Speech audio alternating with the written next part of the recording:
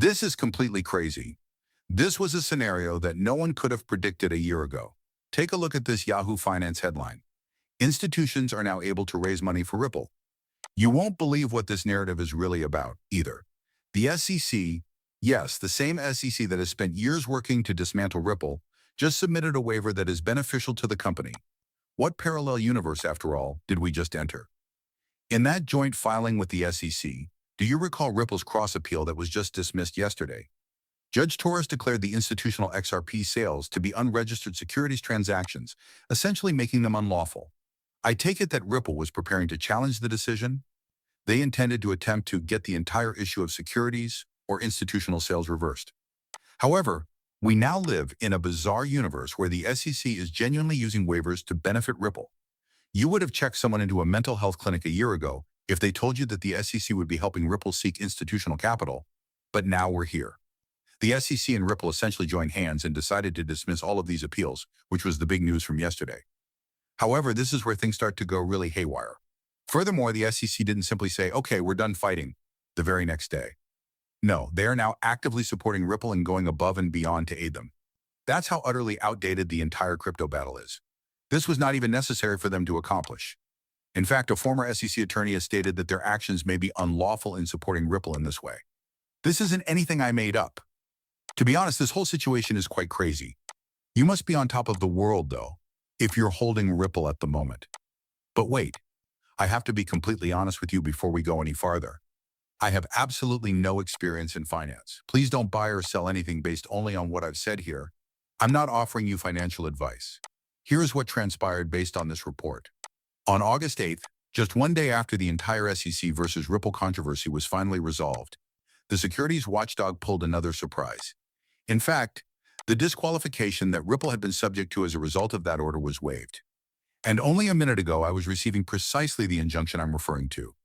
In essence, this injunction prevented Ripple from engaging in those illicit securities transactions, such as the institutional sales of XRP. Here's the worst part, though. The court's final ruling in August 2024 explicitly said that Ripple could not raise money from institutions, but now they are able to do so once more. Allow me to explain everything to you. In December 2020, the SEC launched a vigorous attack on Ripple, accusing them of selling what they said were unregistered XRP securities in order to raise more than $1.3 billion. However, Ripple retaliated by stating that XRP is only digital currency and not a security. In July 2023, Judge Torres rendered a split ruling that, to be honest, was really intriguing. According to her, Ripple did not violate securities regulations when they offered XRP to ordinary retail customers like you and me through its programmatic sales.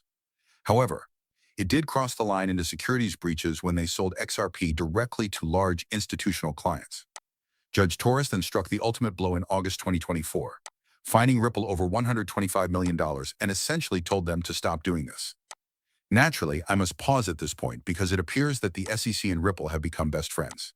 They're most likely forming bonds over their mutual love of velociraptors and building bunk beds together. Bonus points for correctly identifying the film I'm referring to without using artificial intelligence or Google. The problem is that, prior to all of this, Ripple and the SEC had really met and negotiated a reduction in Ripple's penalties. What was the crux of their argument? If my memory serves me well, they decided on a sum of about $50 million rather than the substantial $125 million. Additionally, they sought to completely repeal that injunction, which would have greatly simplified Ripple's life. However, Judge Torres was not amenable to any of it at all. Nope, she answered. Not happening. All right, Ripple said. So we'll just drop our appeal and call it a day.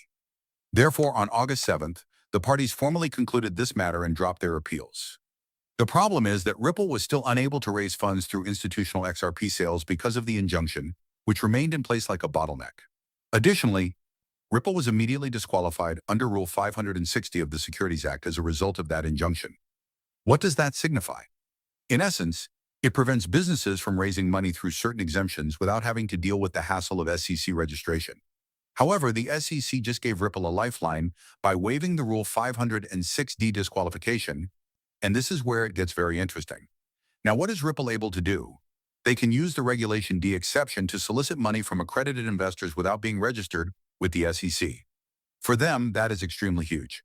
John Deaton's crypto law firm informed me of this news on Friday afternoon. Here is John's own opinion on the matter. In essence, it has repercussions for business. As before, they can continue to raise money on private markets. If you were to be honest, it would seem as though the case and the $125 million penalties were a nightmare. And that's precisely why this situation is so problematic. 5 years of unmitigated upheaval, money wasted, and ordinary XRP holders being totally screwed over are all we're talking about. Now, though, it seems like none of that is important. The entire thing simply vanished. Isn't it unbelievable that we all endured that nightmare? Seeing so many individuals harmed only for the SEC to come around and say, oh, wait, whatever, you're fine. When you consider it, it is absolutely insane. Fred Rispoli, an attorney and member of the XRP community, posted this. And to be honest, the man was spot on. You must enjoy watching things unfold, don't you? It's breathtakingly gorgeous to observe.